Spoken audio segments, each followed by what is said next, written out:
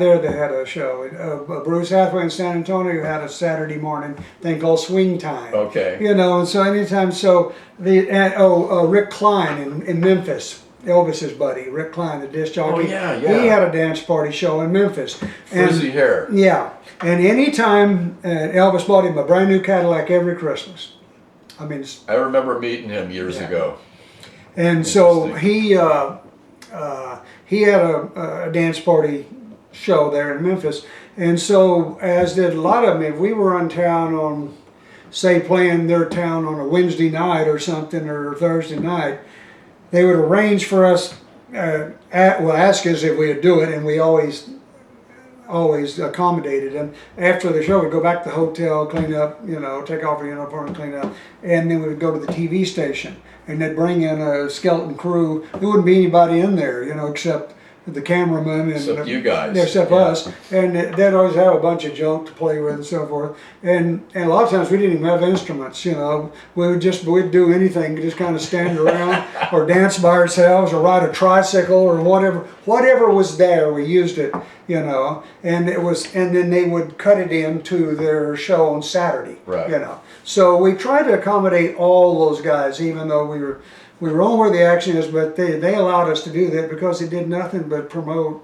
where the action is. Right. So DC just more FaceTime. Yeah, Dick Clark Productions didn't mind, and they were always, you know, they played your record like it was the second coming then, you know. Yep. And so it was good promotion and so forth. So we always tried to accommodate those guys. Yeah, Rick Shaw, I did a show. I remember in February '66 one time I played Saturday night in Miami. And then early Sunday morning, we went to the studio. It was rainy. I remember it was rainy, and we taped a bunch of numbers for him. The Raiders did, and I did, and Simon and Garfunkel came in the door, and they sang their new record. They only had one record at the time. Sound of Silence. Sound of Silence, yeah. So they came in. I talked, Wow. and then we went down to Homestead Air Force Base. And they were on Columbia too. Yes, and then the Raiders and myself. And so we flew to Santo Domingo during the Revolution and played for the American troops down there. Wow. Got shot at every day. Ooh. They issued me a helmet.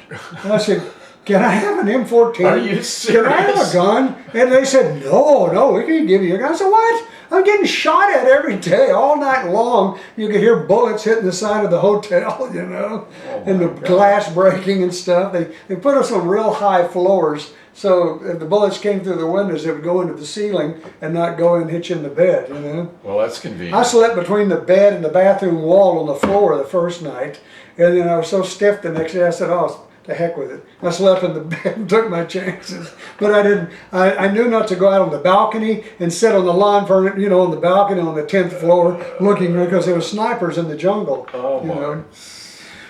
So we played, Wow. we played for the 101st Airborne, the 87th Airborne, the Marines, the Officers Club, the NCO. I mean, we were there for a week, and we played every day someplace, you know, for there was a lot of troops there. And then those poor guys, they shipped them all to Vietnam, and that's when things really picked up. Well, there was a huge Air Force base just south of Miami, Homestead. Homestead Air Force Base. Did you play there? I mean, no, that's just where they were sending the plane from Fort Bragg, and it landed at Homestead. That's Right. where, so we had to go down there, went on the base, and we're sitting on the flight line waiting, and the plane was late coming from Carolina down to pick us up. So a general pulls up in a Jeep, you know, with his driver. I said, "Are you boys going down to play for the troops?" He said, "Yes, sir." They said, and then so I looked. There was a line of B-52s all lined up out there, and one of them had the bay doors open, bomb bay doors open. I said, "Are those planes armed?" And he said, "Oh yeah." It was a SAC base. Oh, you know? yeah. And he said, Strategic Air Command. I said, "Can we go out and look at him?" And he said, "Sure, jump the Jeep." So we jumped the Jeep, and he drove out and drove into the wing. We got in, he said, "Come on, follow me." So and went under, looked, and then there was a hydrogen bomb hanging in the racks. You know, I went, oh my gosh. Ay caramba. And the thing that always stuck with me, it looked like a huge black coffin. Really? Mm-hmm. I wonder if that was by design or. I don't know, it was black, flat black. Wasn't pretty colors or nothing. It was flat black. Yeah, I It was wouldn't hanging in the expect. rack. You know, it only took one of them would level, you know, an entire huge city. It would have been 1,000 times what Hiroshima was. You know. Well, when we were growing up in Miami, Homestead had an air show every year, and my dad would take the family down there. And so we were like climbing around on planes and jets and Right. crawling through B-52s and stuff when we were in elementary school, and it was like, you know, we really, you know, a little too young to really understand what was going on. A few years later, it was like, oh my God, we actually did that? Yeah. Yee. They do that to make the community feel more involved and Yeah, so- exactly. and because of all the racket they make, you know. Yeah. They try to put on Trying a to make peace with the make neighbors. peace with the neighbors, right? Yeah, absolutely. So Paul Revere and the Raiders, what happened after that?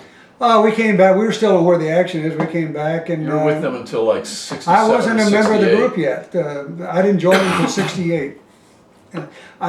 Revere had asked me to join in October of '65. Right after Stepping Out was a hit, and they'd just done a tour with Bo Diddley, the Byrds, and the We Five. Right. And Paul Revere and the Raiders had done a tour about 3 weeks out in the spring, and then they came back to, and his guitar player Drake Levin got drafted. Ray Revere's.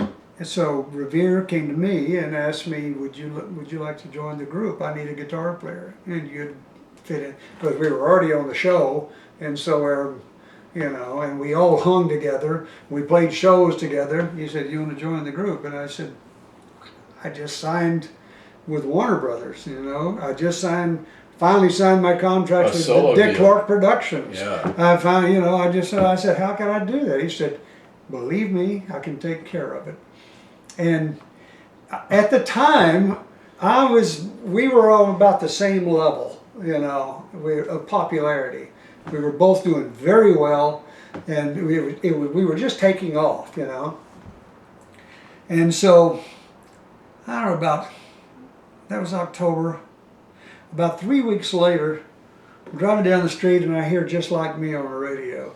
And I went, son of a gun, what have I done?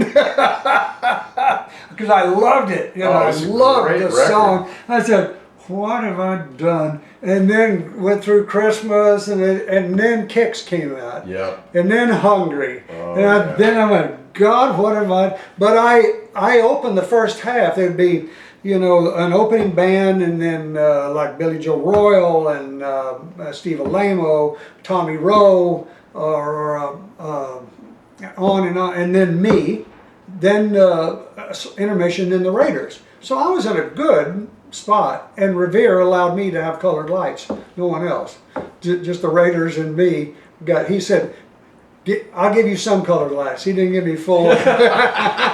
But the other guys were. I give you blue, green, and yellow, but I'm keeping everything else.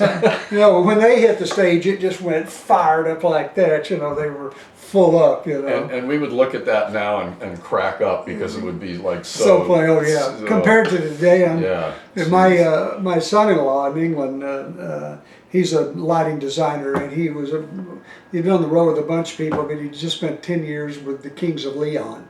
And so when I see them, I'll be watching some show and see them on one of those big shows in Europe, festival. Yeah. You know, and I watch as they're playing. They have these long shots, you know, across 300,000 people, you know. Yeah, the big boom shots. Yeah, and the lights are going like that. And I think, oh, there goes Alistair, you know. Alistair Bell, you've done it again. That's it. He's out there he fired him up. playing with his faders. You know, and yeah. all that stuff, and the lasers and stuff. I mean, it's come so far from what we had, you know. Oh yeah. But just a quick aside, I worked at Elektra in the early 80s when Queen was on the road, and they were touring, and they had a huge stage production that involved lots of just really loud loud explosions, and really irritating laser lights that were just blazing at the And audience. all the time. pyrotechnics. And pyrotechnics, like, you know, but it was really amazing to think about the early stuff that was done in the time when you were doing it with like color wheels and and one strobe light and a strobe light, and the kids loved it. You know, it was different. It was something new. The only pyrotechnics we had is Revere had a great big pirate gun.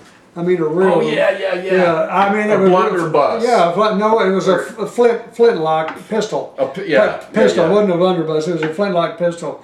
And didn't he keep that on his keyboard? No, yeah, and it was. But in the old days, which you can't go around with a gun like that anymore. But in the before where the action is, when they were.